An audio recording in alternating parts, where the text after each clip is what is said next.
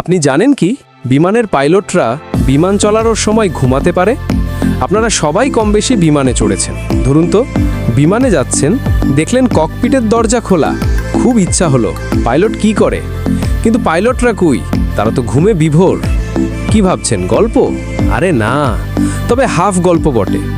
বিমানে রয়েছে auto pilot system, যার মাধ্যমে পাইলট ছাড়াই গ্রাউন্ডের মাধ্যমে বিমান চালান যায়, যাতে বিমান চালানোর দীর্ঘ যাত্রায় পাইলটরা একটু বিশ্রাম নিতে পারে। তবে সেক্ষেত্রে কিছু নিয়মকানুন আছে। বিমানে পাইলটরা সাধারণত দুইভাবে বিশ্রাম নেন বা ঘুমান।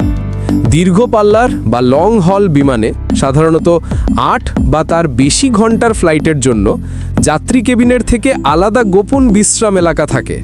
এগুলিকে ক্রু রেস্ট কম্পার্টমেন্ট বা সংক্ষেপে CRC বলা হয়। এগুলি সাধারণত ককপিটের পিছনে, যাত্রী কেবিনের ওপরে বা নিচে লুকিয়ে রাখা থাকে। এই কম্পার্টমেন্টগুলোতে বিছানা, বাঙ্ক বেড, আলো ও শব্দ নিয়ন্ত্রণের ব্যবস্থা এবং পর্দার মতো সুযোগ থাকে, যাতে পাইলটরা পর্যাপ্ত ঘুম বা বিশ্রাম নিতে পারেন। এই ধরনের ফ্লাইটে সাধারণত 3 বা 4 জন পাইলট থাকেন। তারা পালা করে বিশ্রাম নেন, যাতে সব সময় কমপক্ষে 2 জন পাইলট ককপিটে সজাগ থাকেন। বেশিরভাগ সময়ই বিমান অটো পাইলটে চলে, তবে পাইলটদের সর্বদা পরিস্থিতি পর্যবেক্ষণ করতে হয়।